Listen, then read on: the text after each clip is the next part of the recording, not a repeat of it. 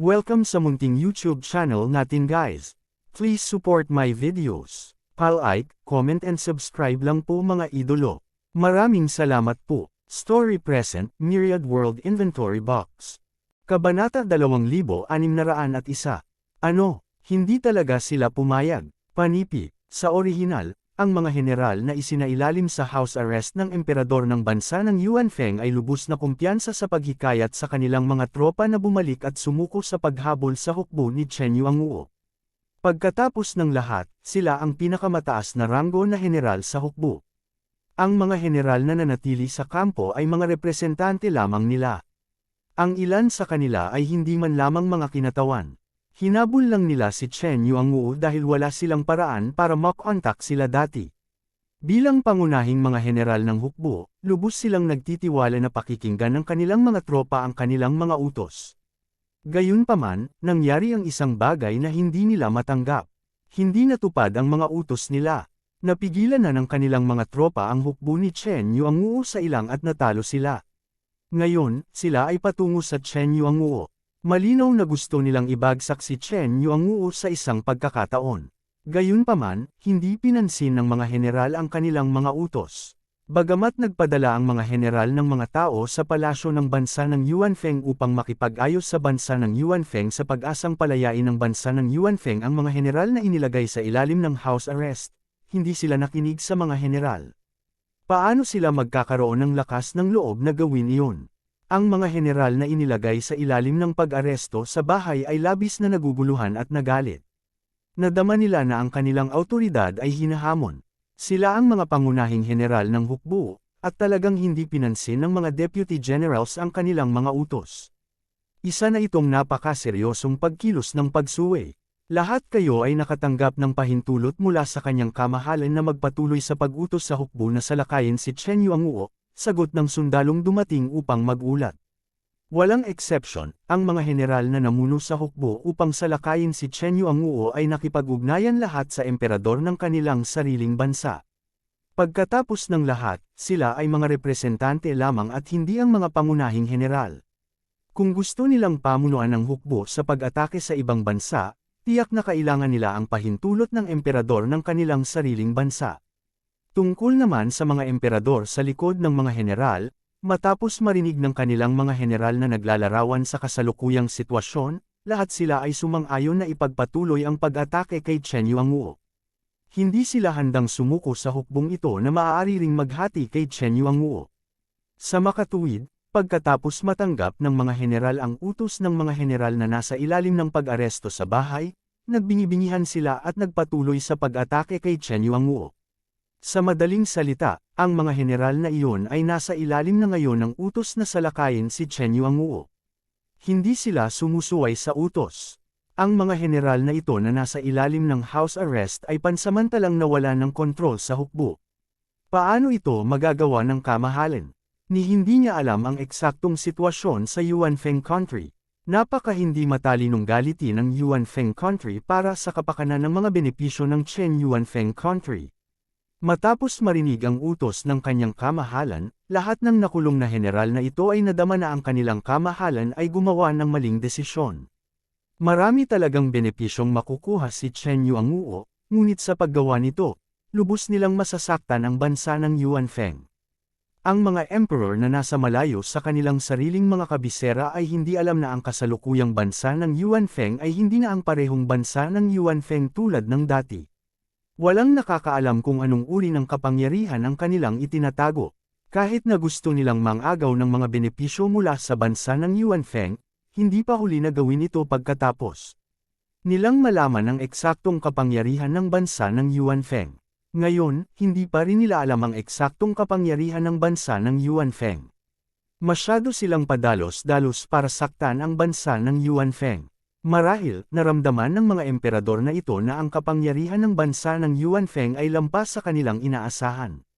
Gayunpaman, sa napakaraming bansa na sama-samang umaatake sa bansa ng Chen Yuanfeng, ito ay katumbas ng isang alyansa.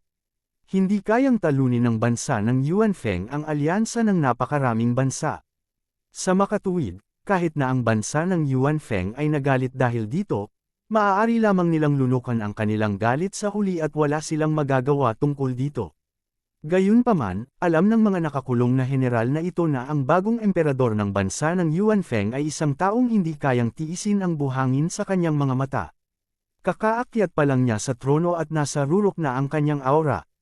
Bilang karagdagan, siya ay bata pa at mapusok. Napakadali para sa kanya na gumawa ng emosyonal na mga desisyon. Baka atakihin talaga niya ang mga bansang ito. Magsanib puwersa man ang mga bansang ito, hindi siya matatakot. Sa panahong iyon, kahit nahadlangan nila ang pag-atake ng bansa ng Yuan Feng, tiyak na masisira ang kanilang kapangyarihan. Higit pa rito, ang bansa ng Fengju ay nakatingin pa rin sa kanila ng may pag-iimbot. Nang maghayganti ang bansa ng Fengju, paano nila malalabanan? Sai, ngayon lang tayo makakaasa na ang mga bagong emperor na ito ay matitiis ito kahit saglit. Ang mga general na ito ay nanalangin sa kanilang mga puso. Ang hindi nila alam ay lihim na nakikipag-ugnayan ang bagong emperador sa mga general ng tatlong bansa para pag-usapan kung paano magsanib puwersa at isama ang ibang mga bansa. Medyo naantig ang tatlong general sa mungkahi ng bagong emperador. Gayunpaman, hindi sila nang ahas na gumawa ng desisyon sa kanilang sarili. Pagkatapos ng lahat, ito ay isang malaking bagay. Bukod dito, hindi nila alam ang eksaktong kapangyarihan ng bansa ng Yuan Feng. Matatalo ba talaga nila ang alyansa ng ibang bansa kung magsanib puwersa sila? Kahit ano pa ang iniisip mo, hahayaan kita mamaya. Ang ibang mga bansa ay hindi sumuko sa pag-atake sa bansa ng Chen Yuan Feng. Malinaw, hindi nila inilalagay ang bansa ng Yuan Feng sa kanilang mga mata.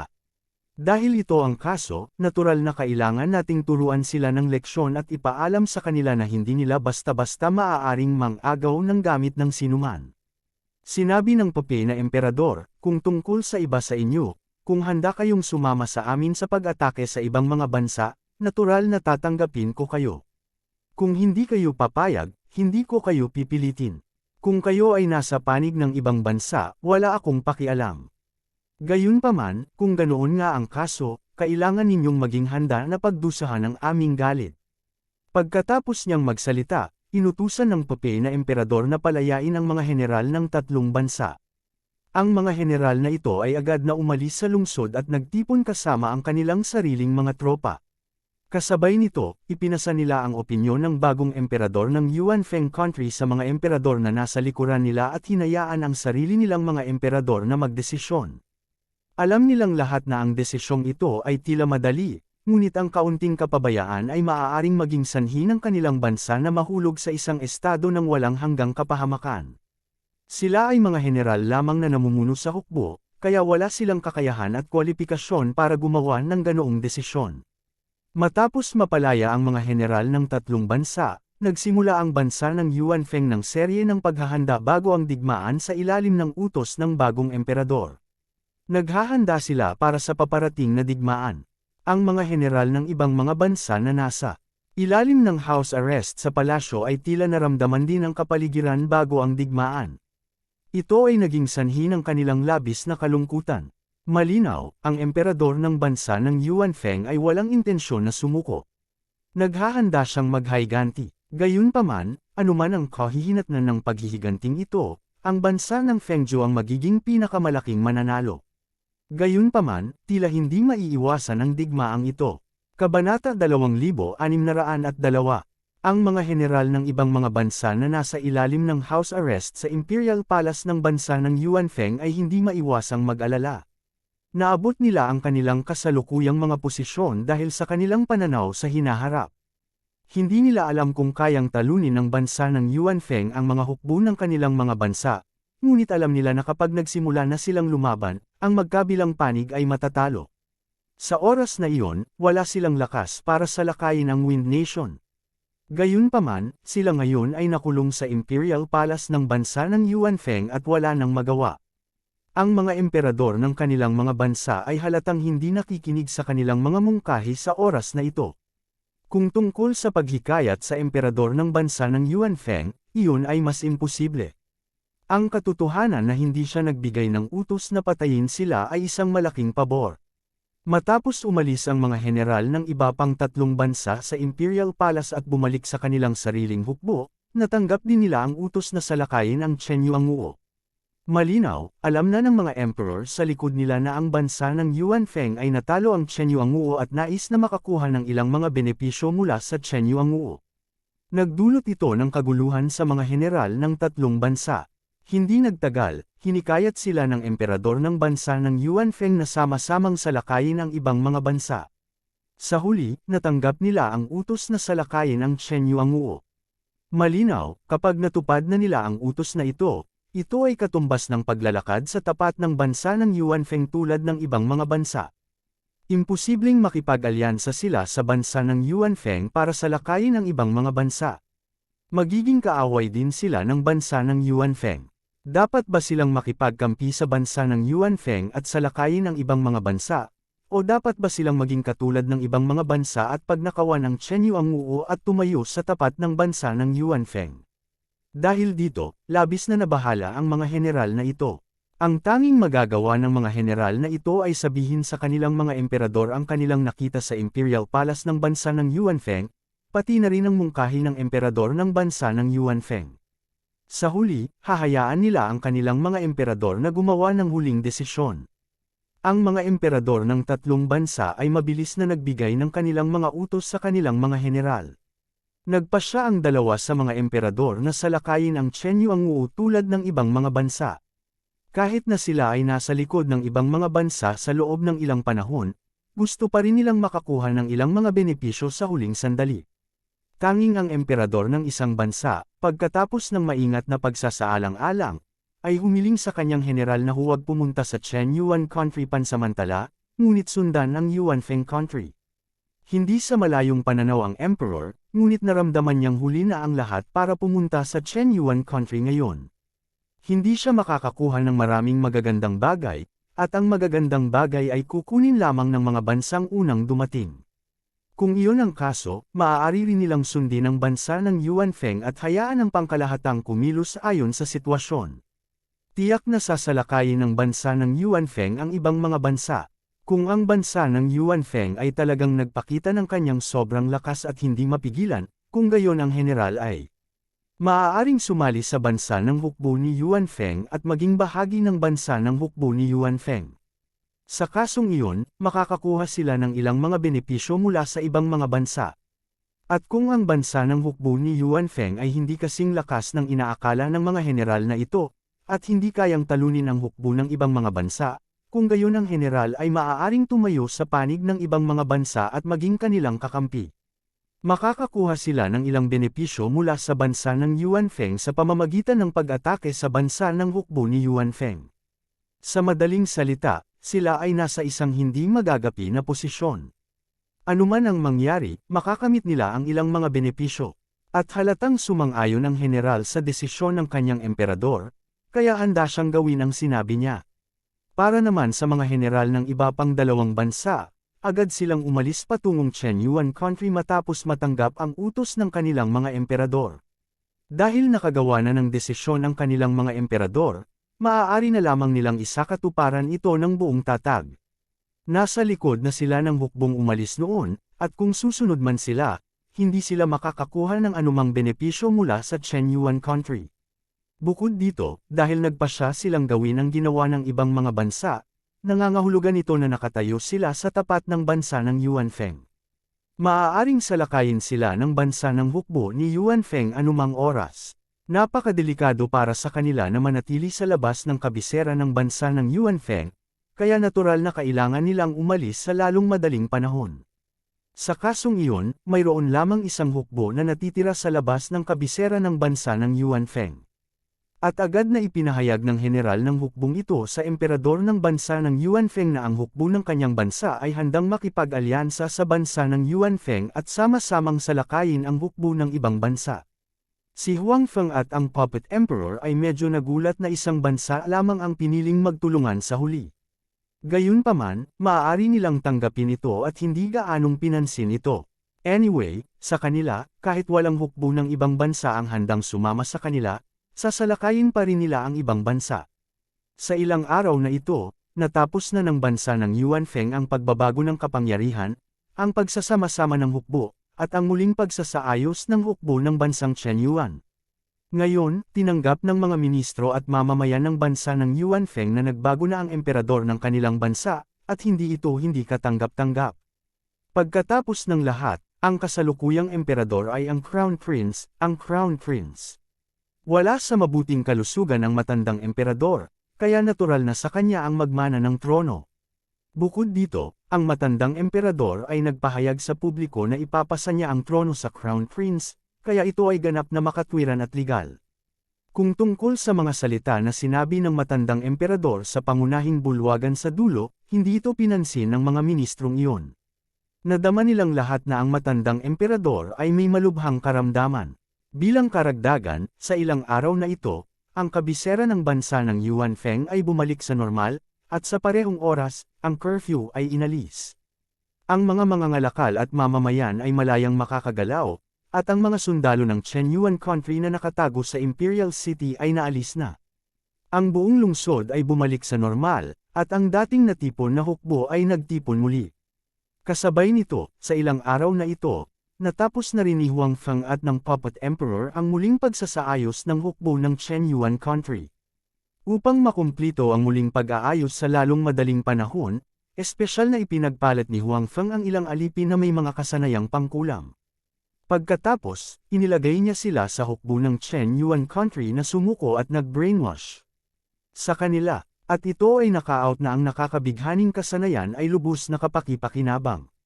Sa loob lamang ng ilang araw, marami sa mga sundalo ng Chen Yuan Country ang handang lumaban para sa bansa ng Yuan Feng. Siyempre, ito ay bahagyang dahil sa kasanayang pangkulam, at dahil din sa maraming tao ang ayaw mamatay. Ang isa pang dahilan ay ang mga bansa sa labas ng Great Wall ay mga nomad. Wala silang pakialam sa konsepto ng isang bansa gaya ng wala silang pakialam dito. Kabanata 2603. Ang tagumpay ng pagsuko ay nagpapataas din ng lakas ng bansa ng Yuan Feng. Higit pa rito, ang antas ng pagtaas ay hindi maliit. Ang Chen Yuan Feng Country ay ang pinakamalakas na bansa bukod sa Fengzhou Country.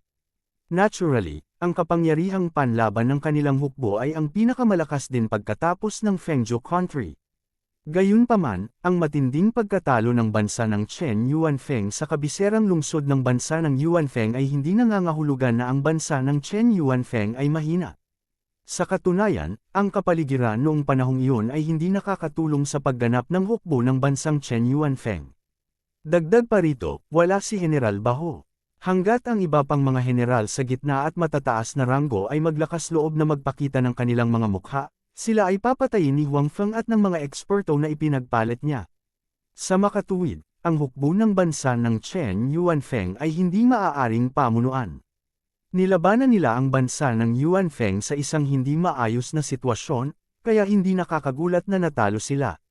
Kasabay nito, dahil sa kakulangan ng command at mga general, ang bansa ng hukbo ng Yuan Feng Country ay natalo ng napakabilis.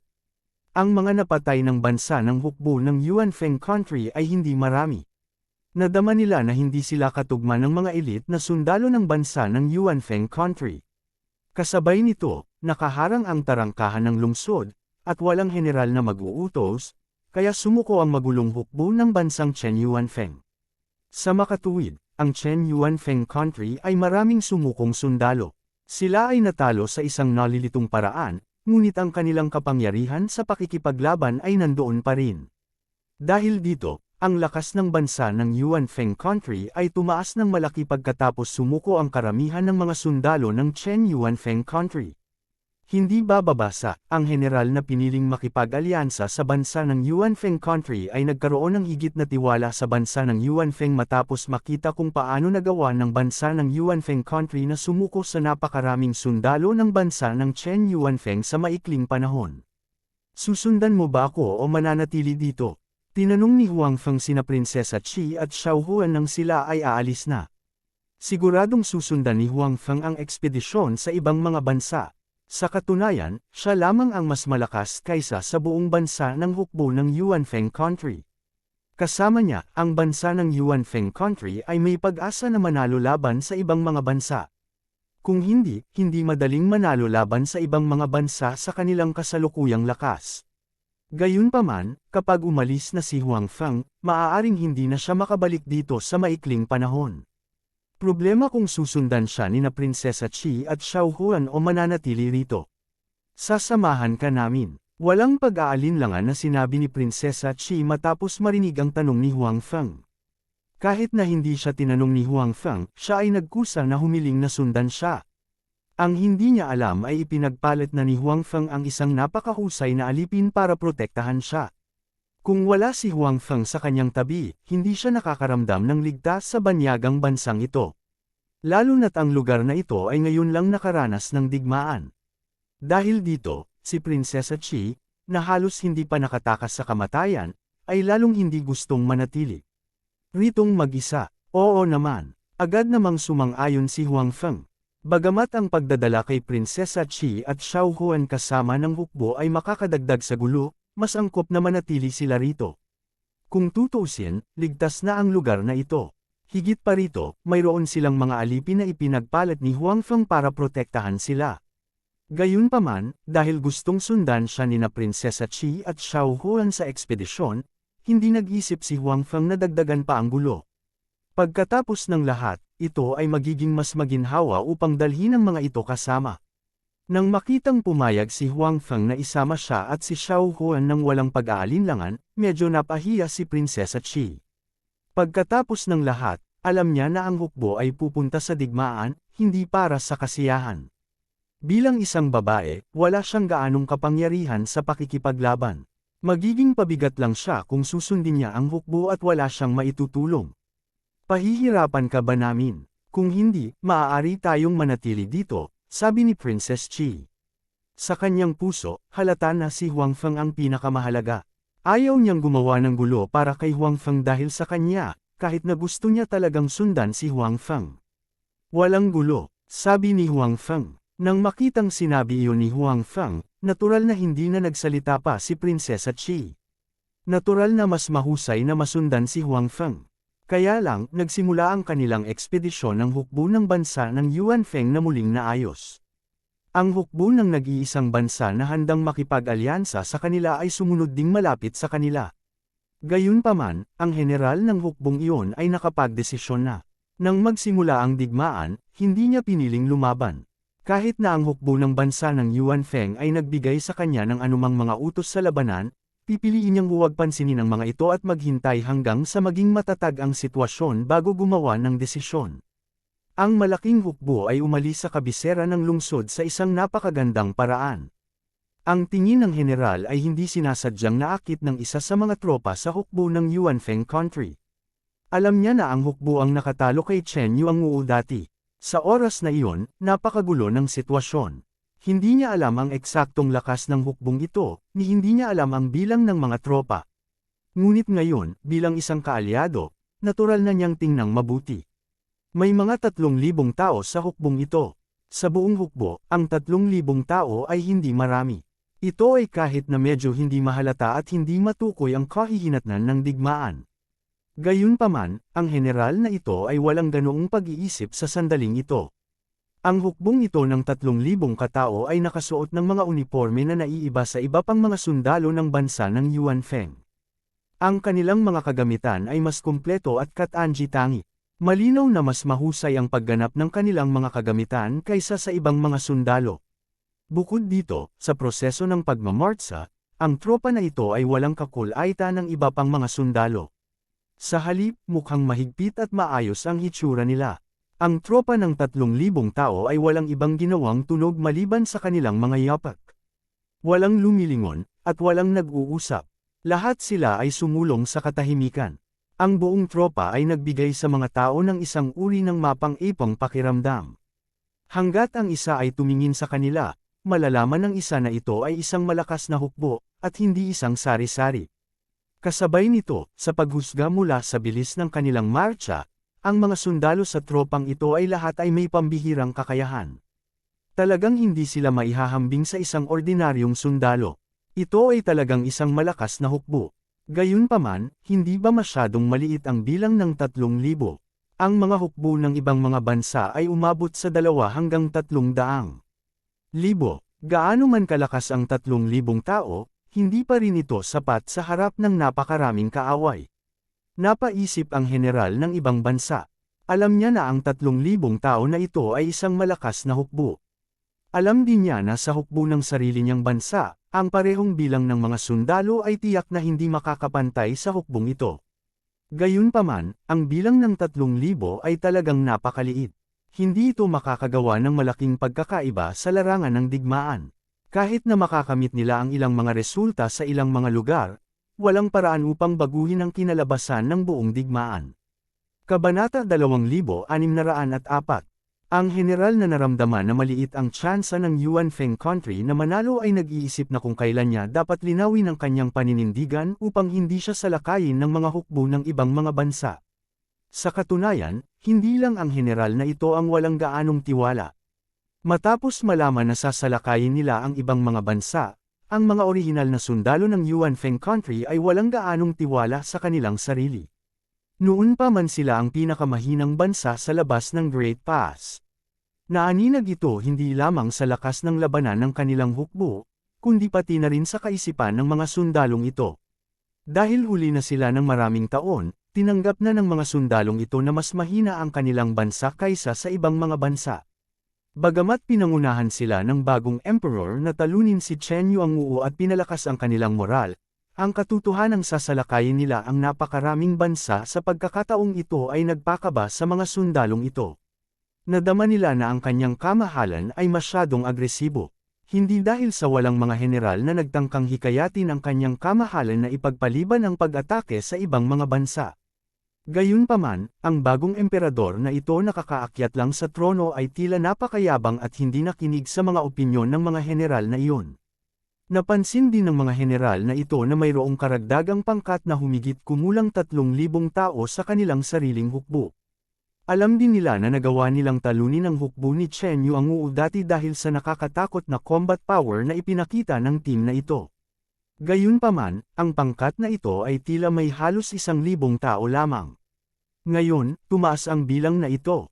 Gayunpaman, ang 3,000 tao ay maliit na bilang lamang sa harap ng 2 hanggang 300,000 tao. Kahit na napakalakas ng combat power ng team na ito, wala silang mababago sa battlefield sa napakaraming tao. Ang mga general na ito ay may parehong pag-iisip sa general na iyon. Imposibleng umasa sa 3,000 malalakas na sundalong ito para talunin ang mga kalyadong puwersa ng ibang mga bansa. Sa kabutihang palad, nag-recruit sila ng maraming sundalo mula sa Chen Yuanguo bago ang digmaan, na nagpapataas ng lakas ng pangkat na ito ng husto. Kung hindi, maraming general at sundalo ang mariing nagprotesta sa operasyong ito. Ang mga bagong recruit na sundalong ito mula sa Chen Yuanguo ay nagbigay ng kumpiyansa sa mga orihinal na sundalo ng Yuan Feng country. Gayunpaman, pagkatapos ng lahat, mayroon pa ring ilang mga sundalo mula sa Chen Yuanguo na hindi tinanggap ang tawag na sumuko. Ang isa pang bahagi sa kanila ay namatay sa nakaraang labanan.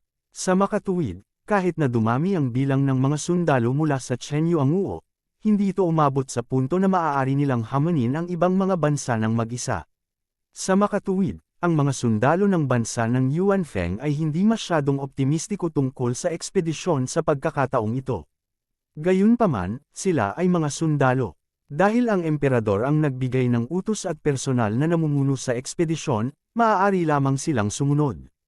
Kung ikukumpara sa mga alalahanin ng mga taong ito tungkol sa ekspedisyong ito, si Huang Feng at ang kanyang pipi na emperador ay hindi masyadong nag-aalala tungkol sa ekspedisyong ito. Sa orihinal, ang mga bagong emperador na ito ay hindi kailangang pumunta at iwan ang labanan kay Huang Feng. Gayunpaman, hindi pa ipinakita ni Huang Feng ang kanyang mukha sa harap ng iba, kaya ang padalos-dalos na paghirang kay Huang Feng na mamuno sa buong hukbo ay magdudulot ng kawalang kasiyahan sa puso ng ibang mga general. Bagamat hindi sila hayagang magre-rebelde, hindi sila papayag na tuparin ang mga utos ni Huang Feng.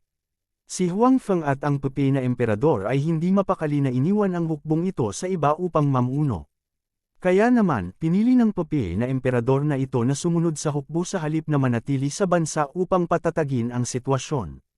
Gayunpaman, si Huang Feng at ang pipi na emperador na ito ay lubos na umaasa sa ekspedisyong ito. Bukod dito, kasama si Huang Feng sa paligid, ang tupay na emperador na ito ay hindi malalagay sa anumang panganib. At saka, hindi naman siya mahina sa sarili niya. Sa makatuwid, kahit na medyo nakakapagod na sumunod sa hukbo, katanggap-tanggap pa rin. Para naman kay Prinsesa Chi at Xiao Huan, na dinala ni Huang Feng, sinundan nila ang hukbong ito na ipinagpalit ni Huang Feng. Ang direktang commander ng hukbong ito ng 3,000 tao ay si Huang Feng. Pagkatapos ng lahat, ang mga taong ito ay ipinagpalit ni Huang Feng. Kung wala ang mga utos ni Huang Feng, hindi sila mautusan ng iba. Bukod dito, hindi masyadong naiintindihan ng iba ang tunay na lakas ng hukbong ito. Bagamat ang hukbong ito ay nagpakita na sa imperial capital ng bansa ng Yuanfeng at mahusay na gumanap sa pamamagitan ng pagtalo sa hukbo ni Chen Yuanguo, maraming tao ang nadama na ito ay dahil sa espesyal na lupain at dahil ang hukbo ni Chen Yuanguo ay hindi handa sa oras na iyon. Bagamat malakas ang hukbong ito, hindi ito sa lawak ng pagiging katawa-tawa. Maraming tao ang nag-alinlangan sa lakas ng hukbong ito sa larangan ng digmaan sa ilang. Sa malawak na ilang, ang bilang ng 3,000 tao ay tila napakaliit. Gayunpaman, si Huang Feng lamang ang nakakaalam na ang tunay na lakas ng hukbong ito ay hindi ipinakita sa nakaraang labanan. Hindi alam ng maraming tao kung gaano kakilabot ang tunay na lakas ng hukbong ito. Ito ay tiyak na dahil ang iba ay hindi alam ang tunay na lakas ng hukbong ito kung kaya't ang iba ay hindi maaaring pamunuan ang hukbong ito at hindi ganap na maipakita ang kanilang tunay na lakas. Sa pamumuno ni Huang Feng, walang anumang problema. Bukod dito, ang hukbong ito ay ipinagpalit ni Huang Feng, kaya walang sino man ang magtatanong sa mga utos ni Huang Feng. Para naman sa ibang mga general, natural na hindi nila nakilala ang taong ito na biglang sumulpot. Hindi nila alam ang kanyang pag-iral bago ito. Gayunpaman, hindi ito isang malaking pakikitungo. Kung tutuusin, hindi nila alam na may ganoong hukbong umiiral sa kanilang bansa. Sa kanilang opinyon, ang hukbong ito at si Huang Feng ay lihim na sinanay ng bagong emperador. Kaya naman, normal lang na hindi nila alam. Upang matiyak ang tagumpay ng ekspedisyong ito, si Huang Feng ay nakipagpalitan ng mas maraming sundalo. Noong una, mayroon lamang 1,000 piling sundalo, ngunit ngayon, mayroong 3,000. Nadama ng iba na ang 3,000 sundalo ay napakaliit, at wala silang magagawa sa gayong malaking larangan ng digmaan. Gayunpaman, alam ni Huang Feng na ang lakas ng pakikipaglaban ng 3,000 sundalong ito ay hindi magpapatalo sa 30,000 sundalo, o higit pa. Pagdating ng oras, magkakaroon ng isang sorpresang hukbo sa larangan ng digmaan, naniniwala siya na ang iba ay magugulat na malaglag ang kanilang mga panga. Wala pang 2 araw pagkatapos umalis ang hukbo, natanggap din nila ang balita. Nanalipol si Chen Yuanguo. Para sa balitang ito, si Huang Feng, ang puppet emperor, at maging ang mga general ng ibang mga bansa, hindi ito isang sorpresa. Upang salakayin ang Fengju country, pinakilos ni Chen Yuanguo ang halos lahat ng puwersa nito. Wala nang maraming sundalo sa bansa. Sa orihinal, gustong talunin ni Chen Yuanguo ang Fengju Nation sa isang pagkakataon at kunin ang posisyon ng Fengju Nation sa labas ng pass. Gayunpaman, hindi niya inaasahan na bago pa man nila salakayin ang Fengju Nation, makararanas sila ng matinding dagok sa Yuanfeng Nation, isang hindi kapansin-pansing maliit na bansa. Napatay o nahuli ang kanilang mga sundalo. Iilan lang ang nakatakas. Sa huli, sila ay hinabol at pinatay ng mga hukbo ng ibang mga bansa. Bilang resulta, si Chen Yuanguo ay likas na walang laman at hindi makayanan ang pag-atake ng mga kalyadong puwersa ng ibang mga bansa. Kabanata 2605. Ang pagkawasak ng Chen Yuan country ay masasabing pasok sa inaasahan ng lahat. Kung tutuusin, sa napakaraming bansang nagsanib puwersa upang salakayin ang humihina ng bansa ng Chen Yuan, ang resulta ay hindi na talaga nakakagulat. At masasabing nakita ni Huang Feng ang barbaric side ng mga bansang ito sa labas ng Great Pass. Napakalungkot ng sitwasyon ng nawasak na bansa ng Chen Yuan. Napatay ang lahat ng miyembro ng maharlikang pamilya. Ang mga kabataan at malalakas na tao sa bansa ay direktang banihag at ipinadala upang maging sundalo. Ang mga babae ay naging mga bilanggo. Para naman sa mga walang kwentang matatanda at bata, marami silang pinatay. Malinaw, para sa mga walang kwentang taong ito, ang mga tao sa mga bansang ito ay hindi nais na mag-aksaya ng pagkain upang pakainin sila. Kasabay nito, sa Chen Yuan Country, mula sa palasyo hanggang sa mayayamang tao sa lungsod, lahat ay dinambong. Ang hukbo ng alyansa ay pumunta upang salakayin ang Chen Yuan Country dahil sa kanilang kayamanan, kaya natural, hindi sila magiging magalang. At ang mga tao sa mga bansang ito sa labas ng Great Pass ay nasanay na sa pandarambong matapos talunin ang kalaban. At sa pagkakataong ito, halatang mas marami na silang nang aagaw kaysa dati. Ang lahat ng mga bansang sumalakay sa Chen Yuan Country ay masasabing nakabalik na may buong karga. Pagkatapos ng lahat, ang Chen Yuan Country ay isang bansa na pangalawa lamang sa Wind Absolute Country sa labas ng Great Pass. Natural, ang yaman na mayroon ito ay hindi maliit. Bawat bansa ay may bahagi nito. Labis silang nasiyahan sa aksyong ito. Tungkol sa mga naunang pag-iisip na ang pagkilos na ito ay maaaring maging sanhi ng kalungkutan ng Yuanfeng Country, hindi na nila ito isinapuso ngayon. Sa napakaraming bansa na magkakasamang kumikilos, kahit na biglang lumakas ang Yuanfeng Country, hindi sila mangangahas na saktan sila. Matapos kumalat ang balita ng pagkawasak ng bansa ng Chen Yuan sa hukbong ito, ang mga orihinal na sundalo ng bansang Chen Yuan na sumuko na sa bansa ng Yuanfeng ay natural na nanlumo. Hindi nagtagal, ang kanilang bansa ay isang pag-iral na pangalawa lamang sa Wind Absolute Country sa labas ng Great Pass. Ngayon, dahil sa isang pagkakamali sa paggawa ng desisyon, sa maikling panahon, sila ay talagang mabilis na tumanggi at naranasan pa ang pagkasira ng kanilang bansa. Ito ay isang bagay na hindi inaasahan ng mga sundalo noon. Hindi nagtagal, noong naghahanda sila para sa digmaan, iniisip pa rin nila na lilipulin nila ang Wind Absolute Country sa isang pagkakataon. Pagkatapos, sila ang magiging pinakamakapangyarihang bansa sa labas ng pass. Sinong mag-aakala na haantong sila sa ganito? Habang nagdadalamati, labis na kinasusuklaman ng mga sundalo ng Chen Yuan Country ang magkaalyadong puwersa ng ibang mga bansa. Hindi alintana kung ito ay dahil sa takot sa kamatayan o dahil sa inspirasyon nilang tanggapin ang pagsuko ng Yuanfeng Country, gusto lang nilang patayin ang lahat ng umatake sa kanilang bansa sa larangan ng digmaan. Bagamat nahulog si Chen Yuanguo sa ganoong estado higit sa lahat dahil natalo sila ng hukbo ng Yuanfeng Country at marami sa kanilang mga sundalo ang nahuli, humantong ito sa kawalan ng laman ni Chen Yuanguo at pinahintulutan ang ibang mga bansa na samantalahin ang pagkakataon. Gayunpaman, ang mga sundalo ng Chen Yuan Country ay hindi napupuot sa mga tao ng Yuanfeng Country, kahit na ang pagkawasak ng kanilang bansa ay dulot ng Yuanfeng Country. Mula sa kanilang pananaw, sila ang umatake sa Yuanfeng Country ngayon. Ang Yuanfeng Country ay kakampi pa rin nila noong panahong iyon. Nang maglaon, inatake sila ng Yuanfeng Country. Gumanti lang sila ang unang umatake, kaya hindi nila masisi ang Yuanfeng Country sa pagganti. Sa makatuwid, kahit na sila ay talunin ng mga tao ng Yuanfeng Country, ang mga sundalo ng Chen Yuan Country ay hindi naramdaman na ang Yuanfeng Country ay gumawa ng anumang mali at hindi sila kapuputan dahil dito. Sa kabaligtaran, ang mga hukbo ng ibang mga bansa ay kanilang mga kaalyado. Nang salakayin nila ang Yuanfeng Country, walang hiya silang sumunod sa kanila at gustong samantalahin ang sitwasyon. Sa huli, nang makita nilang wala nang mapagsamantalahan, umatras sila ng hindi lumingon. Ayaw nilang tulungan silang ipagtanggol laban sa pag-atake ng Yuanfeng Country.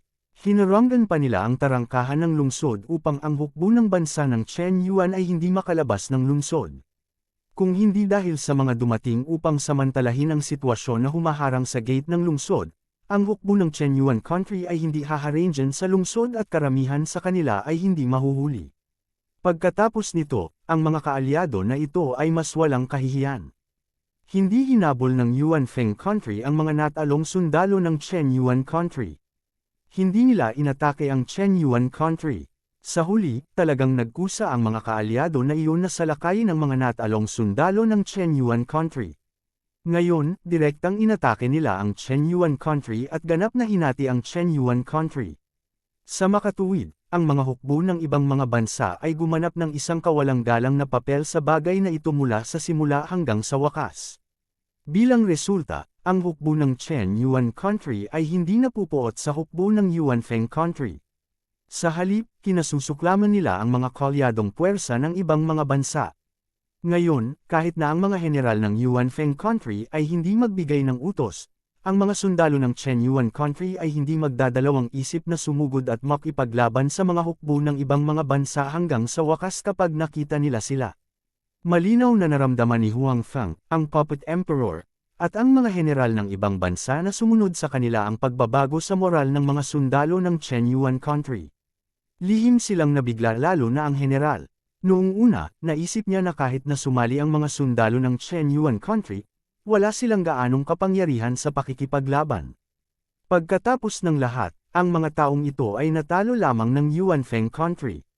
Bagamat sila ay na-recruit ng Yuan Feng Country para sa iba't ibang dahilan, walang nakakaalam kung gaano kalaki ang kanilang lakas na maaari nilang ibigay sa larangan ng digmaan.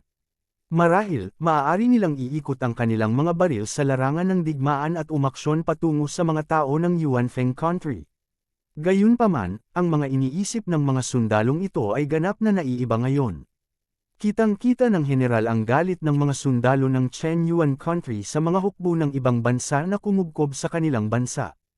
Ngayon, hindi na nila kailangan ng pangangasiwa ng mga tao sa Yuan Feng Country. Ilalabas nila ang 100% ng kanilang kapangyarihang panlaban sa larangan ng digmaan at determinado silang lipulin ang mga hukbong lumipol sa kanilang bansa. Para kay Huang Feng at sa Puppet Emperor, ito ay isang kaaya-ayang sorpresa. Dati, talagang hindi nila inasahan na ang mga sumukong sundalong ito ay magiging kapaki-pakinabang sa larangan ng digmaan. Buti na lang hindi nila sinalakay ang sarili nilang mga tao. Pero ngayon, parang mas marami na silang aasahan sa kanila. Sa pamumuno ni Huang Feng at ng Puppet Emperor, ang buong hukbo ay sumulong sa maayos na paraan. Hindi nila naisip na itago ang kanilang mga trap, ni hindi nila naisip na maglaro ng isang biglaang pag-atake. Ang orihinal na kalidad ng mga sundalo ng Yuan Feng Country ay hindi sapat para magsagawa ng masyadong komplikado at high-end na mga taktika. Naunawaan ni Huang Feng at ng Puppet Emperor ang puntong ito, kaya hayagang tumungo sila sa mga hukbo ng ibang mga bansa. Sa oras na ito, alam na ng mga sundalo ng Chen Yuan Country na nakakuha ng marami na dumating na ang hukbo ng Yuan Feng Country. Gayunpaman, sa simula, inisip nilang lahat na ang hukbo ng Yuan Feng Country ay darating din para sa Chen Yuan Country. Pagkatapos ng lahat, natalo na nila ang hukbo ng Chen Yuan Country. Ngayon na gusto nilang makuha ang kabisera ng Chen Yuan Country, ito ay inaasahan. Kabanata 2606. Hindi ba't medyo huli na para dumating ang hukbo ng Yuan Feng State ngayon? Tama. Ang kayamanan ni Chen Yuanguo ay pinaghati-hati natin, at ngayon ay narito na ang hukbo ng Yuan Feng State. Mukhang hindi alam ng bagong emperador ng Yuan Feng State kung ano ang bilis. Kung nagpadala sila kaagad ng mga tao upang salakayin si Chen Yuanguo pagkatapos talunin ang pagsalakay ni Chen Yuanguo, sa palagay ko ay wala tayong makukuhang anumang benepisyo. Ngayon, oras na nila na walang pakinabang. Dapat ba tayong mag-iwan ng isang bagay para sa mga tao ng Yuan Feng State? Pagkatapos ng lahat, sila ang nakatalo sa hukbo ni Chen Yuanguo. Kung pumunta sila dito at walang nakuha, hindi ba masama iyon? Panipi, anong masama dun? Sino ang nagtanong sa kanila na dumating ng huli? Panipi, tama. Anyway, pabalik na sa ating bansa ang mga bagay na ninakawan natin. Kung naaawa ka sa Yuan Feng State, kunin mo na ang iyong bahagi. Hindi ko ilalabas. Ako rin. Nang matapos ang mga general ng mga bansang iyon sa pagnanakaw sa kayamanan ni Chen Yuanguo, muli silang nagtipon.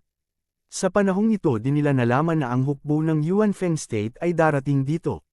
Sa proseso ng pagnanakaw sa kayamanan ni Chen Yuanguo, ang mga general ng mga bansang ito ay hindi nagkakasundo ng mapayapa. Sa kanilang mga mata, si Chen Yuanguo ay isang piraso ng matabang karne. Nais ng lahat na kumagit sa piraso ng mataba na karne na ito, at ang piraso ng mataba na karne ay napakalaki lamang. Sa makatuwid, sa proseso ng pagnanakaw sa kayamanan ni Chen Yuanguo, natural na naganap ang ilang alitan. Sa kabutihang palad, ang mga general na ito ay makatuwiran pa rin. Bagamat nagkaroon ng alitan sa pagitan ng mga nasasakupan, wala silang intensyon na palawakin ang mga salungatan na ito. Ang isang dahilan ay dahil sa oras na iyon, ang lahat ay abala sa pagnanakaw ng mga gamit ni Chen Yuanguo. Kung mag-aaksaya sila ng oras para makipag-away sa mga tao sa ibang bansa, mapapakinabangan lamang nito ang iba at magiging mas kaunti ang kanilang pagnakawan.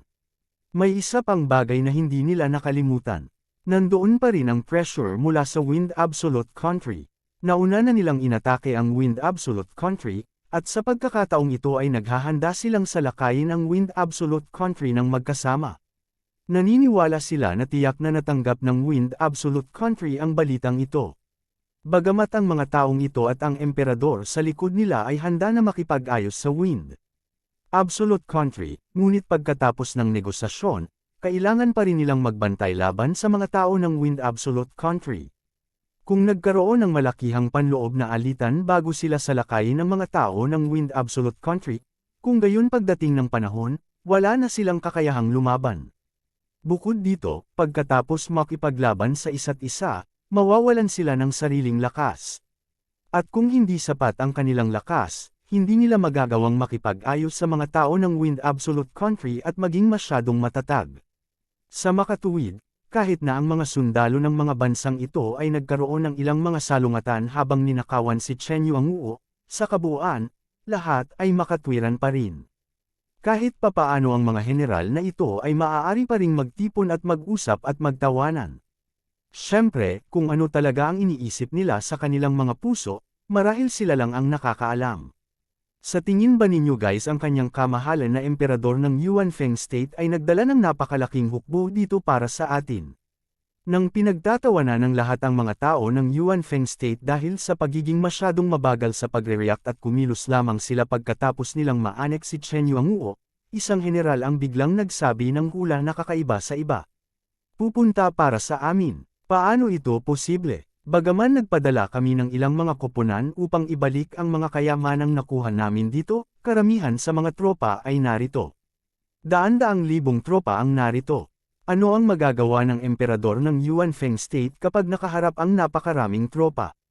Panipi, tama, tinalo ng Yuan Feng State ang hukbo ni Chen Yuanguo dati, ngunit alam nating lahat na napakaraming iba pang salik sa labanang iyon, na humantong sa pagkatalo ng hukbo ni Chen Yuanguo. Kung ang magkabilang panig ay talagang lumaban sa ligaw, hindi ako naniniwala na maaaring manalo ang Yuan Feng State. Tama, ang hukbo ng Yuan Feng State ay mayroon lamang mga 30 hanggang 40,000 tao. Sa kakaunting tao, anong mga pakulo ang maaari nilang paglaruan? Sa orihinal, ang mga kalyadong puwersa ng mga bansang ito ay umabot na sa halos 300,000 tao. Pagkatapos nito, sinabi nila sa mga emperador ng kanilang mga bansa ang tungkol sa sitwasyon ni Chen Yuanguo. Sa makatuwid, upang makakuha ng higit pang mga benepisyo mula sa pagkilos na ito ng paghahati ng cake at upang matiyak na ang kanilang sariling mga interes ay hindi maaagaw ng ibang mga bansa, ang mga emperador ng mga bansang ito ay nagpadala ng lahat ng mga tropa upang suportahan sila. Kaya naman, umabot na sa 500,000 ang mga tropang natipon dito. Siyempre, ang bilang na ito ay ang karamihan sa mga tropa na maaaring pakilyusan ng mga bansang ito. Masasabing kung may nangyari sa mga tropang ito dito, magiging katulad sila ni Chen Yuanguo dati at magdudulot ng matinding kahungkagan sa kanilang mga bansa. Gayunpaman, kung ang mga general na ito o ang mga emperador sa likod nila, hindi nila akalain na magkakaroon ng anumang aksidente. Ayon sa impormasyong natanggap nila, mayroon talagang ilang panloob na alitan sa Fengju State, at hanggang ngayon, ang panloob na alitan na ito ay hindi pa naaayos. Sa makatuwid, hindi nila kailangang mag-alala tungkol sa pag-atake ng Fengju State sa ngayon. Sa mga tropa dito, maliban sa Fengju State, mayroon lamang Yuan Feng State. Maaaring umasa ang Yuan Feng State sa lakas ng isang bansa para talunin ang napakaraming tropa. Ito ay malinaw na imposible. Kahit na ganoon nga ang kaso, ayon sa balita mula sa palasyo ng Yuan Feng State, itong bagong emperador ng Yuan Feng State ay tila medyo padalos-dalos. Dati, binyantaan pa niya ang ating mga general na hayaan kaming lahat na bumalik at sumuko sa pag-atake kay Chen Yuanguo. Sinabi pa niya na kami na ang magdadala ng kahihinatnan. Marahil, talagang darating sila para sa atin ngayon. Nakatanggap din ako ng mensahe mula sa ating mga general. Ang bagong emperador ng Yuan Feng State ay talagang may ganoong ugali. Gayunpaman, nararamdaman ko na ito ay dahil ang bagong emperador ng Yuanfeng State ay hindi kayang salakayin si Chen Yuanguo sa maikling panahon at hindi niya nais na ibagsak natin si Chen Yuanguo sa harap niya. Kung iyon ang kaso, gusto niya, syempre, hindi niya gagawin ang gayong damit para sa atin.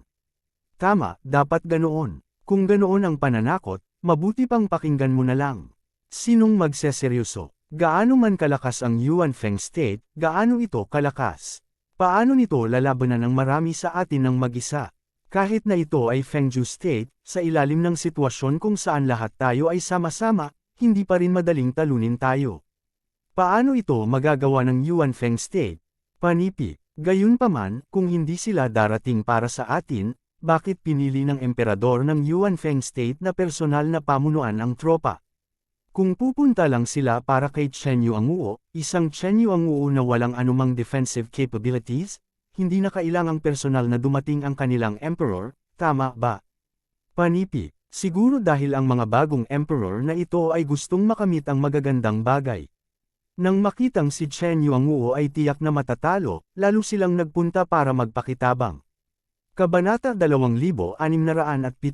Napaka-posible. Nabalitaan ko na noong umakyat sa trono ang bagong emperador ng Yuanfeng country, pinailalim niya sa house arrest ang kanilang matandang emperor. Higit pa rito, sa oras na iyon sa Great Hall, nanumpa siya na hindi siya natatakot sa aming alyansa. Higit pa rito, sa pamamagitan lamang ng Yuanfeng country, maaari nilang talunin ang Wind Absolute country. Tila ang bagay ng pagkatalo kay Chen Yuanguo ay nagdulot sa kanya ng bulag na kumpiyansa. Panipi, sana ay talagang darating siya para sa atin. Kung ganoon, maaari nating samantalahin ang pagkakataon na sirain sila. Pagkatapos nito, maaari nating salakayin ang Yuanfeng State at hatiin ito. Nang marinig ito, nagliwanag ang mga mata ng lahat ng general. Ngayon lang, natikman na nila ang tamis ng Chen Yuan country. Kung hahatiin din nila ang Yuanfeng country, marami silang makukuhang bagay. Ito rin ay magbibigay sa kanila ng higit na kumpiyansa kapag malapit na nilang harapin ang Wind Absolute country. Kahit na talagang napilitan silang labanan ang Wind Absolute country, makakaasa sila sa mga bagay na ito para tumagal ng kaunti. Nasa Wind Absolute country pa rin ang banta ng Great Lu Dynasty. Malamang, hindi sila papayag na nasa isang stalemate sa labas ng pass ng masyadong mahaba. Sa makatuwid, hanggat maaari silang tumagal ng ilang sandali, magagawa nilang makipag-ayos sa Wind Absolute country. Bagamat ang Yuanfeng country ang pinakamahinang bansa sa labas ng Great Pass at ang yaman nito ay tiyak na hindi maihahambing sa Chen Yuan country, isa pa rin itong bansa kahit gaano pa ito kaina.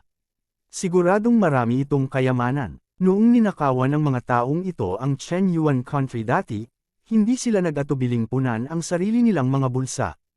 Habang tinutulungan ang sariling bansa na magnakaw, hindi rin sila nagdalawang isip na samantalahin ang kanilang sarili. Kung sasalakayin nila ang ibang bansa, hindi ba sila magkakaroon ng pagkakataon na makakuha ng mas maraming magagandang bagay? Bilang karagdagan, karamihan sa kanila ay hindi ang mga pangunahing general ng hukbo. Mabuti na magkaroon ng pagkakataong mamuno ng hukbong mag-isa. Dati, kapag inatake nila si Chen Yuanguo, hindi ito malaking kontribusyon. Pagkatapos ng lahat, ang pangunahing puwersa ni Chen Yuanguo ay natalo na ng Yuanfeng State. At kung ang Yuanfeng State ay darating para sa kanila ngayon, nangangahulugan ito na ang kanilang pagkakataon ay dumating na. Ngayon, karamihan sa kanilang mga pangunahing general ay nasa ilalim ng house arrest sa Yuanfeng State. Isa ito sa ilang pagkakataon na mamuno sila ng isang hukbo. Kung sinamantala nila ang pagkakataong ito para talunin ang hukbo ng Yuanfeng State at pagkatapos ay atakihin ang kabisera ng lungsod ng Yuanfeng State, ito ay magiging malaking kontribusyon ng militar. Malaking tulong ito para sa kanilang promosyon sa hinaharap. Sa makatuwid, sa mga general na ito, ang pakikipaglaban sa Yuanfeng State ay isang win-win situation. Nagsimula silang umasa na talagang darating ang hukbo ng Yuanfeng State para sa kanila. Talagang umaasa ako na ang mga bagong emperador ng Yuanfeng country na ito ay aatake sa atin sa matinding galit. Pagkatapos, magkakaroon tayo ng dahilan para lumaban. Tama, nasa harapan natin ang military merits. Bihira ang ganitong pagkakataon. Iniisip na nila na sasalakayin sila ng emperador ng Yuanfeng State sa galit, at sasamantalahin nila ang sitwasyon para talunin ang Yuanfeng State. Pagkatapos, maitatag nila ang kanilang sarili at patuloy na may promote. Sa totoo lang, kung gusto ng lahat na salakayin ang Yuanfeng State, hindi muna natin kailangang hintayin ang Yuanfeng State na atakihin tayo. Maaari tayong magkusa na salakayin ang Yuanfeng State. Tiyak na hindi nila aasahan na tayo ang unang umatake. Siguradong hindi sila magiging handa.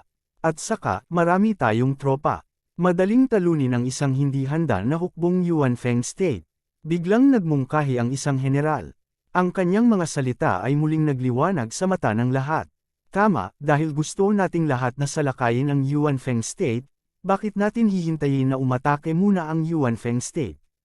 Siguradong makakaatake muna tayo. Kung tungkol sa dahilan, sa totoo lang, pinigil ng estado ng Yuanfeng ang kanilang pangunahing general. Maaari nilang gamitin ang dahilan para iligtas ang kanilang pangunahing general para salakayin ang Yuanfeng State.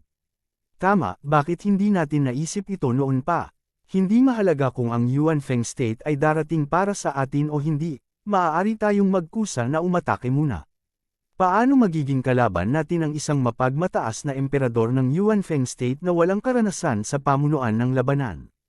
Agad-agad, may mga general mula sa ibang bansa na agad na pumayag. Tama, ito na ang pagkakataon natin. Natipon na natin ang karamihan sa mga tropa mula sa iba't ibang bansa.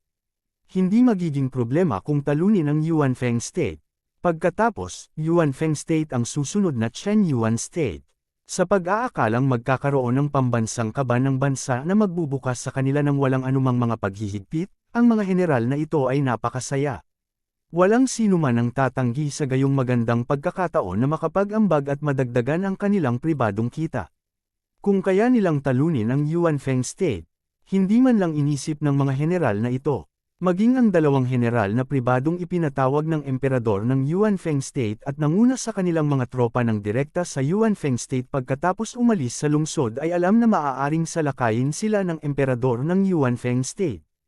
Gayunpaman, hindi rin nila inisip na mananalo ang Yuanfeng State laban sa kanila pagkatapos nilang dagdagan muli ang kanilang mga tropa. Sa opinyon ng lahat, hanggat inatake nila ang Yuanfeng State, wala nang pangalawang Yuanfeng State maliban sa pagkalipol. Sa sandaling ito, dumating ang isang mensahero at dinala ang utos ng emperador ng Yuanfeng State. Anong sabi mo? Nais ng emperador ng Yuanfeng State na ibalik natin ang ari-arian ng Chen Yuan State. Sigurado ka bang hindi ka nagkamali nang narinig at hindi ka nagkamali? Matapos marinig ang pinakahuling utos mula sa emperor ng Yuanfeng State, ang mga general na iyon ay nagulat at sinabi, sa pagtugon kay general, ang hamak na ito ay hindi mali ang narinig, at hindi rin siya nagkamali. Ang emperador ng Yuanfeng country ay nagpadala ng isang tao upang magpasa ng isang mensahe, na humihiling sa amin na agad na ibalik ang mga kayamanan na nakuha namin mula sa Chen Yuan country. Sinabi niya na ang mga kayamanang iyon ay pag-aari ng kanilang Yuanfeng country at ang aming mga aksyon ay ang mga aksyon ng kung ano ang pag-aari namin ng mga bandido. Kung hindi niya agad gagamitan ng puwersa ang mga ito, mula sa aming mga kamay, sabi ng mensahero. Nagkatinginan ang mga general na iyon. Bagamat nahulaan nila na ang Yuanfeng State ay maaaring darating para sa kanila, nadama nila na ang posibilidad na ito ay hindi mataas.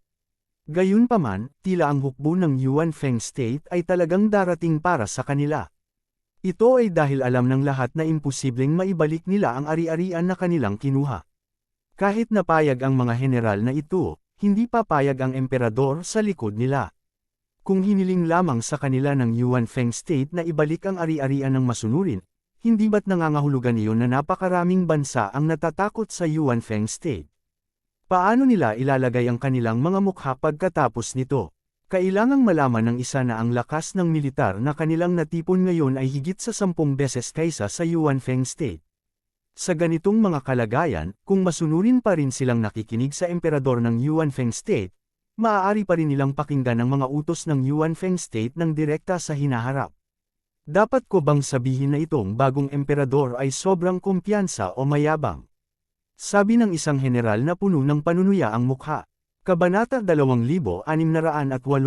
Hahaha, nagtawanan din ang ibang general. Sa harap ng banta ng emperador ng Yuanfeng country, hindi sila natakot. Sa halip, puno sila ng pangungutya. Dati, iniisip pa rin nilang salakayin ng Yuanfeng country. Hindi nila inaasahan na ang emperador ng Yuanfeng country ay magiging maalalahanin sa kanila at magkukusa na lumapit sa kanila. Dahil yun ang kaso, ano pa ang dapat sabihin? Lumaban ka, wasakin ang bansa ng Yuanfeng. Linawin muna natin. Katulad ng paglusob natin sa Chen Yuan country, ipaglalaban natin ang mga kayamanan batay sa sarili nating kakayahan. Ang mga kayamanan ay pag-aari ng sinumang makamit ang mga ito. Walang sinuman ang pinapayagang mangagaw sa kanila, sabi ng isang general. Sure, let's do that. This time, mas mabilis natatakbo ang mga tao natin kaysa sa iba. Mahirap sabihin iyon. Ang iyong mga tao ay mahilig magtago sa likod kapag ikaw ay nakikipaglaban. Kapag pumasok ka sa lungsod, natural kang mahuhuli. Ang kabisera ng lungsod ng bansa ng Yuanfeng ay napakalaki lamang. Marahil kapag pumasok ka sa lungsod, naubos na natin ang laman ng kabisera ng lungsod ng bansa ng Yuanfeng. Kalokohan, kailan nahuhulog ang ating mga tao? Sa pagkakataong ito, ginagarantiyahan ko na ang ating mga tao ay susugod sa harapan. Sabi ng general na medyo namumula ang mukha. Gayunpaman, nang sabihin niya ito, hindi siya kumpiyansa. Noong sinalakay nila ang Chen Yuan country dati, ang kanilang bansa ay may pinakamaliit na tao. Naturally, ayaw nilang mag-aksaya ng sobrang lakas dito. Kaya naman, sumugod sila sa likod ng ibang mga bansa. Gayunpaman, iba ito sa pagkakataong ito. Ang kanilang kalaban ay ang bansa ng Yuanfeng. Ang bansa ng lakas ng Yuanfeng ay hindi maganda sa simula. Bagamat hindi nila alam kung paano nila biglang natalo ang Chen Yuan country, tiyak na maraming salik ang nasasangkot. Ang lakas ng bansa ng Yuanfeng ay hindi masyadong mapapabuti. Sa makatuwid, hindi na kailangang matakot sa kanila. Bukod dito, mas marami silang mga tao sa kanilang panig. Marahil ay maaari nilang takutin ang mga tao ng bansa ng Yuanfeng na sumuko. Hindi na kailangang magtago sila sa likod. Bilang karagdagan, ang kabiserang lungsod ng bansa ng Yuanfeng ay talagang hindi malaki.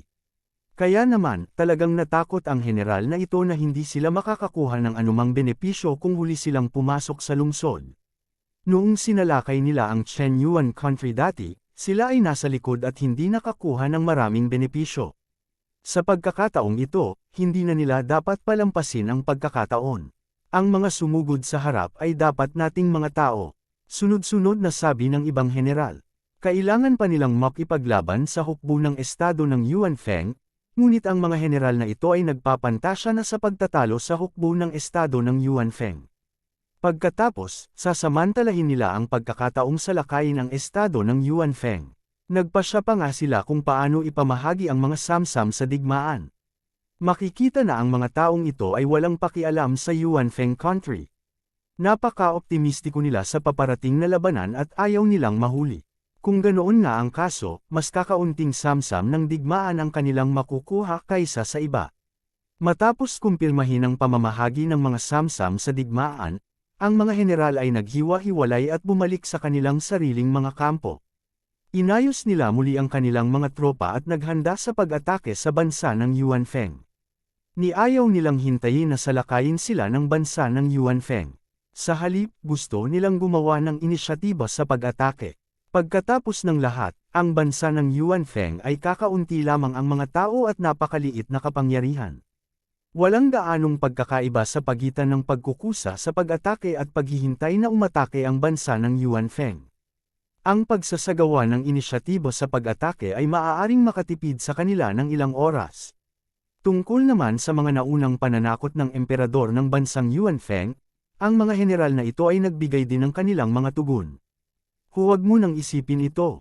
Ang kanilang mga saloobin ay napakatatag at hindi nag-iiwan ng anumang puwang para sa negosasyon. Para naman kay Huang Feng at sa kanyang papay na emperador, pagkatapos matanggap ang tugon na ito, hindi sila nakaramdam ng kahit kaunting pagkagulat. Kung sila ang makapangyarihang Wind Absolute Country, maaaring medyo epektibo ang kanilang mga babala at banta sa mga bansang iyon. Maaaring ibalik ng mga taong iyon ang isang bahagi ng kanilang mga ari-arian dahil sa takot. Gayunpaman, sila lamang ang bansa ng Yuan Feng, ang pinakamahinang bansa sa labas ng Great Pass. Kahit na natalo lang nila ang Chen Yuan Feng country hindi nito mababago ang impresyon ng ibang bansa sa kanila. Bukod dito, nagkakaisa ang mga hukbo ng mga bansang iyon at marami sa kanila. Mukhang pinaghahandaan muna nila tayo. Natanggap na ni Huang Feng ang balita mula kay Xiao Ying. Ang mga kolyadong hukbo ng mga bansang iyon ay umalis na sa kampo. Hindi sila bumalik sa kanilang sariling mga bansa. Sa halip, sila ay patungo kay Huang Feng at sa iba pa. Kung bakit sila patungo kay Huang Feng, hindi na kailangang isipin ito. Dahil alam natin na darating sila, maghanda tayo ng isang mapagbigay na regalo para sa kanila. Nakangiting sabi ng Puppet Emperor. Kahit na ang bilang ng mga kolyadong tropa ay ilang beses na mas marami kaysa sa kanila, ang bagong emperador ay hindi nag-alala. Sa paligid ni Huang Feng, hindi siya naniniwala na ang mga taong iyon ay maaaring manalo laban sa kanyang panig. Ngayon, sabik silang tumungo sa kanyang tabi, na parang nililigawan nila si kamatayan. Dahil ipinapadala nila ang kanilang sarili sa kanilang kamatayan, natural na kailangan niyang tuparin ang kanilang mga kagustuhan. Tumango si Huang Feng. Sa orihinal, handa silang direktang labanan ng kolyadong hukbo. Bagamat tiwala sila na mananalo sila, mas magiging mahirap ang proseso at mas malaki ang pagkatalo. Gayunpaman, ngayon na ang mga taong iyon ay nagkusa na makipagkita sa kanila, ito ay naiiba. Makakahanap sila ng isang lugar upang magkampo at hintayin silang dumating. Bago sila dumating, maaari din silang gumawa ng isang ambush. Si Huang Feng ay nakapunta na sa maraming espasyo at nakaranas ng hindi mabilang na labanan. Siya ay personal na lumahok sa isang malaking labanan at nag-utos pa nga ito ng higit sa isang beses. Pamilyar na pamilyar siya rito. Ang Puppet Emperor na ipinagpalit niya ay mayroon ding malakas na kakayahan sa militar. Hindi lang ito simpleng puppet. Guro, paano ang hukbo na sumusunod sa atin? Dapat ba nating hayaan silang lumahok sa pananambang? Tanong ng Puppet Emperor. Hindi na kailangan. Sinabi ni Huang Feng, bagaman pinili nilang maniwala sa amin at suportahan kami, ang ideyang ito ay hindi masyadong matatag. Naniniwala ako na kapag nagpakita na kami ng mga palatandaan ng pagkapagod sa larangan ng digmaan, tiyak na magbabago sila ng kanilang kampo at tatayo sa kabilang panig namin. Kaya naman, hindi na kailangang hayaan silang lumahok sa aming labanan. Baka ito ay makasira ng mga bagay-bagay. Hayaan mo lang silang sumunod sa likuran at manood mula sa gilid.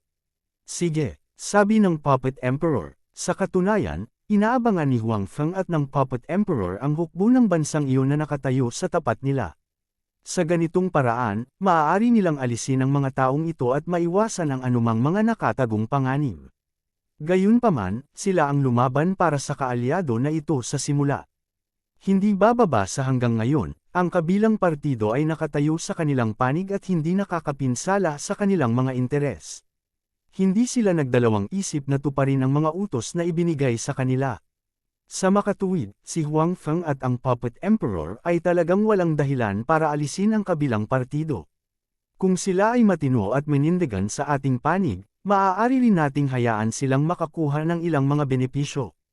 Kung ipagkanulo nila tayo, huwag maging magalang sa kanila. Sabi ni Huang Feng. Naiintindihan ko. Sabi ng Puppet Emperor. Kabanata 2609. Walang pagtutol ang general sa pagsasaayos na ginawa ni Huang Feng at ng emperador ng estado ng Yuan Feng. Tinanggap pa niya ito ng masaya. Hindi niya kailanman naisip na sumali sa labanan sa simula at tumayo laban sa alyansa ng ibang mga bansa. Ngayon, malinaw na ang emperador ng estado ng Yuan Feng ay hindi nagtitiwala sa kanyang panig. Kaya naman, hiniling niya sa kanya na sumunod sa likuran at huwag makaapekto sa kanilang pag-aayos at labanan. Ito ang gusto ng general. Natural, wala siyang anumang pagtutol.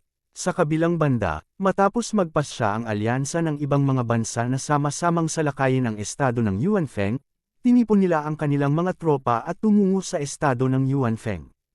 Hindi mabilis kumilos ang tropa at mas relaxed ang atmosphere sa tropa. Parang hindi naman malaking labanan ang magaganap. Sa katunayan, ang mga sundalong ito ay hindi masisisi sa pagiging maluwag. Ito ay dahil alam nilang sasalakayin nila ang estado ng Yuan Feng. Ito ay isang maliit na bansa na may lamang 30 hanggang 40,000 sundalo.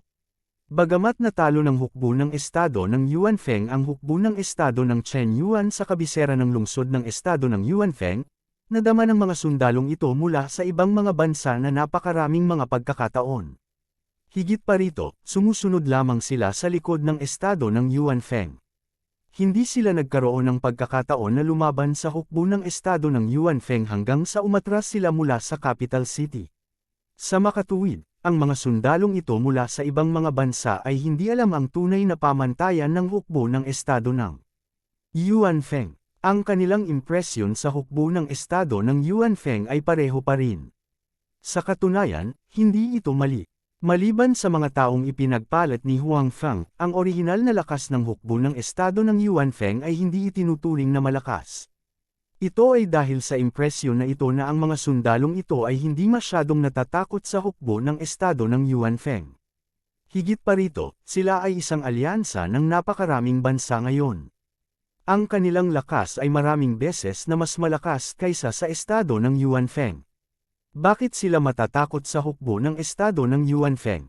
Higit pa rito, nagsanib puwersa lang sila para wasakin ang pangalawang pinakamalakas na bansa sa labas ng Great Pass at ninakawan ang maraming kayamanan.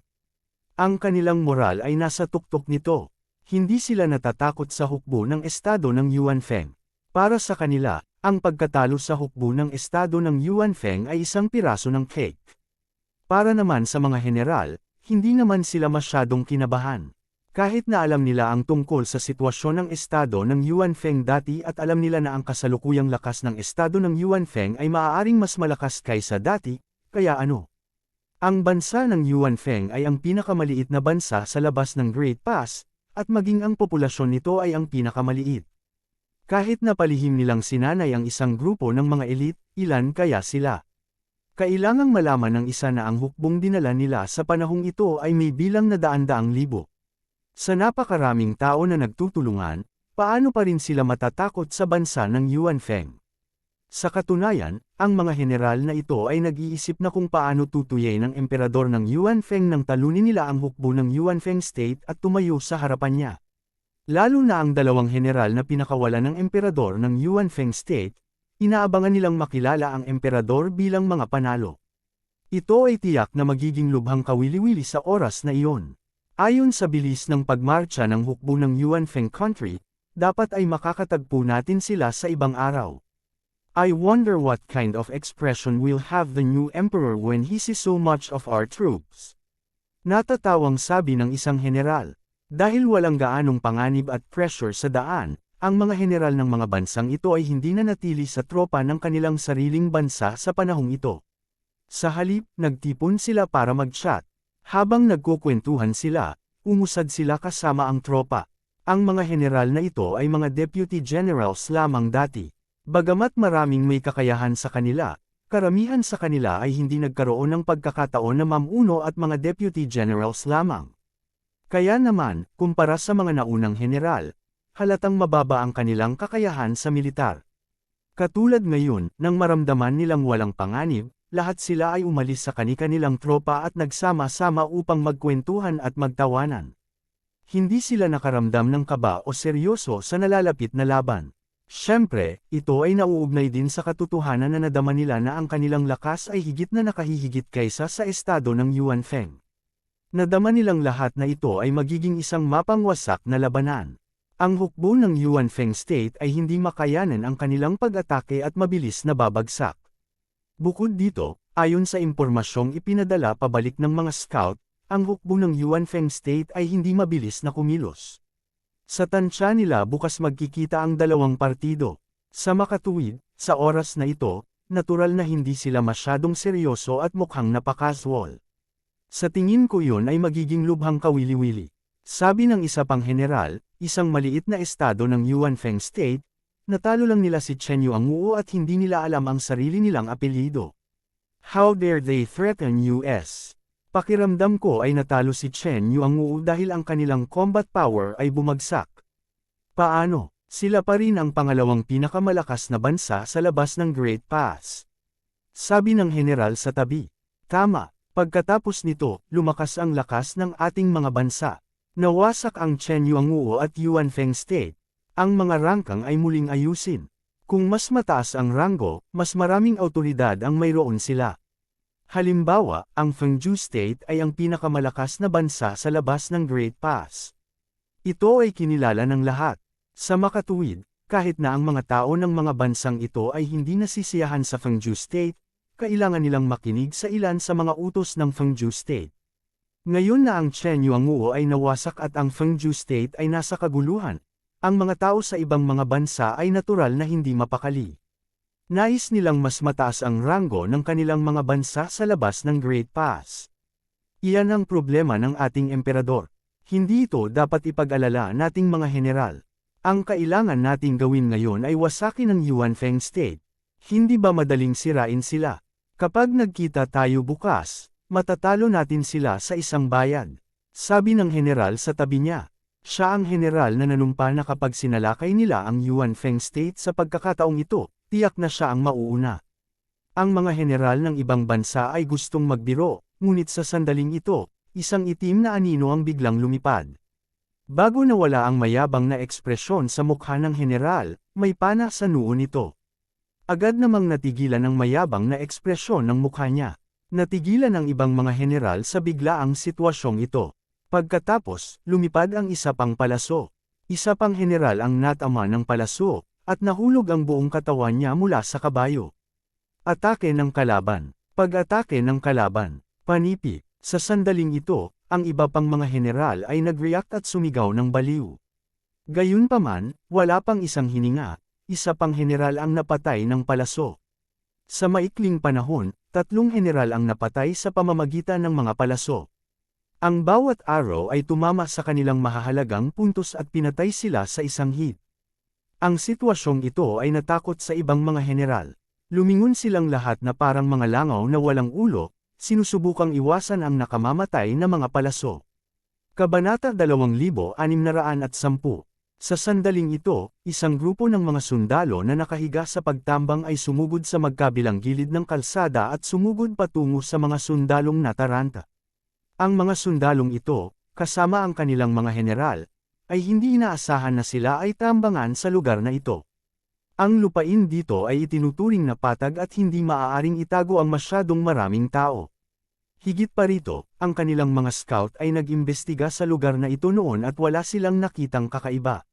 Higit sa lahat, ayon sa balita mula sa mga scout sa harapan, ang hukbo ng Yuan Feng Country ay isang araw na paglalakbay pa rin mula sa kanila. Paano nila natambangan dito? Gayunpaman, ang mga kaaway na nasa harapan nila ay hindi maaaring dayin. Ang mga uniforme ng militar na suot nila ay nagpapakita na sila ay tunay na mga sundalo mula sa Yuan Feng Country. Bagamat kakaunti lamang sila, isa nga itong pananambang. Paano sila tinambangan ng kalaban? Incompetent ba ang kanilang mga scouts? Gayunpaman, kahit na hindi nila ito maisip, ang katotohanan ay hindi magsisinungaling. Talagang tinambangan sila. Bukod dito, ilan sa kanilang mga general ay binaril hanggang sa mamatay sa unang sandali. Ang natitirang mga general, kahit na sila ay bumaba at nagtago sa karamihan, ay sunod-sunod na binaril hanggang sa mamatay. Sa sandaling ito, kung may tumingala sa langit, maaaring makakita sila ng malabong anino. Kaya lang ay masyadong mataas at hindi makita ng malinaw. Sa katunayan, ang anino na ito ay isang figure ng tao. Si Huang Feng iyon. Si Huang Feng ay lumutang sa hangin, hawak ang isang ginintuang busog sa kanyang kamay. Nagpaputok siya ng sunod-sunod na palaso, at ang direksyon kung saan lumilipad ang mga palasong ito ay mismong kung saan nagtipon ang mga commander kanina. Malinaw, ang mga general ng kalyadong hukbo ay binaril hanggang mamatay ni Huang Feng. Napabuntong hininga na si Huang Feng at isa-isa silang binaril hanggang sa mamatay.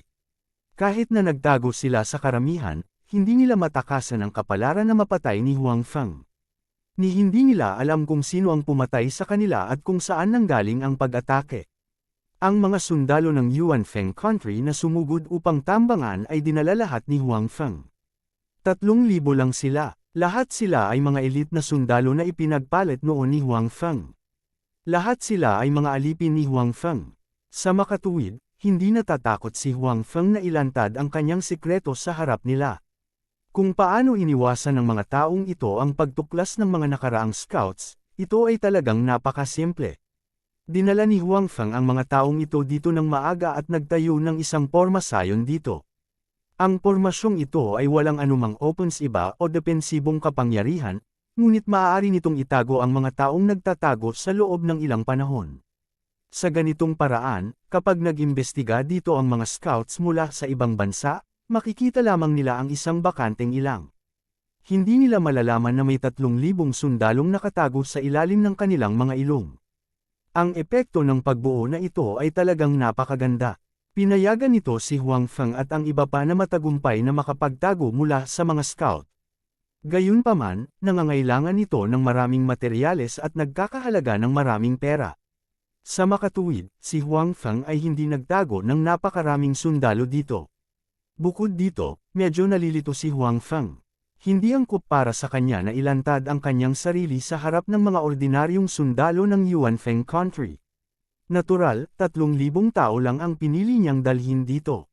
Para naman sa iba pang mga sundalo ng Yuanfeng country, nagmarcha sila sa normal na bilis para linlangan ang mga scout na dumating para mag-imbestiga at makamit ang epekto ng pagkalito sa kanila. Sa isang pangkat ng 10,000 tao, hindi masyadong halata kung 3,000 tao ang nawawala. Kaya naman, hindi nadiskubre ng mga scout na ipinadala ng mga kolyadong puwersa ng ibang bansa ang abnormal na ito. Gayunpaman, bago umalis si Huang Feng, sumang-ayon din siya sa Puppet Emperor sa oras ng kanyang pag-atake. Hinayaan niya ang Puppet Emperor na makipagtulungan sa kanyang mga aksyon at pabilisin ang marcha sa naaangkop na oras. Sa makatuwid, ang malaking hukbo na pinamumunuan ng Puppet Emperor ay bumilis na hindi nagtagal pagkaalis ni Huang Feng at ng iba pa.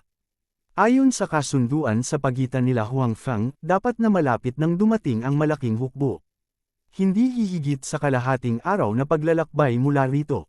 Ang gustong gawin ngayon ni Huang Feng ay talunin ang mga kolyadong puwersa ng daan-daang libong tao sa harap niya sa loob ng kalahating araw.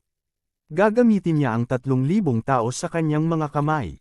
Kung umaasa lang siya sa 3,000 tao sa kanyang mga kamay, kahit na lahat sila ay mga elit na sundalo, tiyak na napakahirap talunin ang isang hukbo na may daan-daang libong tao. Sa makatuwid, gumamit din si Huang Feng ng iba pang paraan na mga landmine. Naunawaan na ni Huang Feng noon na ang mundong ito ay ganap na mundo ng malamig na mga sandata. Walang mga flintlock o landmine dito. Sa makatuwid, ito rin ang dahilan kung bakit 3,000 piling alipin lamang ang dinala ni Huang Feng ng maaga. Ayaw niyang malaman ng iba ang pagkakaroon ng landmine. Tungkol naman sa mga kolyadong puwersa sa kanyang harapan, marami sa kanila ang mamamatay sa pagsabog ng mga landmine. Gayunpaman, hindi nila malalaman kung paano sila namatay at kung ano ang hitsura ng mga landmine. Boom boom boom! Habang patuloy na hinahabol ni Huang Feng ang mga general ng mga kolyadong puwersa, ang mga fuse ng mga landmine ay sunod-sunod na pinasabog. Sunod-sunod ang pagsabog, pinabuga ang mga sundalo ng magkakatulad na puwersa ng ilang bansa na hindi alam kung ano ang nangyayari sa kalangitan. Ang mga tao ay palaging natatakot sa hindi alam, lalo na sa isang nakamamatay na bagay. Noong una, naghahanda pa rin ang mga sundalo na harapin ang kalaban matapos marinig ang mga salita ng mga general. Gayunpaman, bago sumugod ang kalaban sa kanilang harapan, naramdaman nila ang pagyanig ng lupa. Pagkatapos, sunod-sunod na pagsabog. Maraming mga sundalo ang direktang hinaypan. Ang sinumang malapit sa kanila ay namatay o nasugatan. Ang mga sundalong pinalad na hindi tinamaan ng pagsabog ay takot na tumingin sa eksena sa kanilang harapan. Hindi nila alam kung ano ang nangyayari. Bakit may napakalakas na tunog sa paligid nila? At ang dumadagandong na tunog na ito ay hudyat din ng kamatayan. Sunod-sunod na namatay ang kanilang mga kasama sa tunog na ito. Pinuno ng walang hangganang takot ang kanilang mga puso. Maraming sundalo ang nanginig nang makita ang eksenang ito. Nalaglag pa ang mga sandata sa kanilang mga kamay sa lupa. Ang ilan ay labis na natakot na sila ay direktang lumuhod sa lupa at patuloy na yumuko, humihingi ng kapatawaran mula sa langit. Ang mga sundalo ng kolyadong puwersa ay natakot na sa labas ng kanilang talino bago dumating ang kalaban. Hindi na nila kayang gamitin ang 10% ng kanilang lakas sa pakikipaglaban. Sa pagharap sa mga mabangis na elite ng Yuanfeng State, ang mga sundalong ito ay walang intensyon na lumaban. Sa oras na ito, ang mga general ng mga tropang ito ay binaril ni Huang Feng. Sa ganitong paraan, walang maaaring tumayo upang utusan sila at walang paraan upang mapalakas ang kanilang moral. Kahit na gusto ng ilang middle-level na general na tumindig at paikutan ang tubig, mabilis silang natalo ng mga elite na sundalo.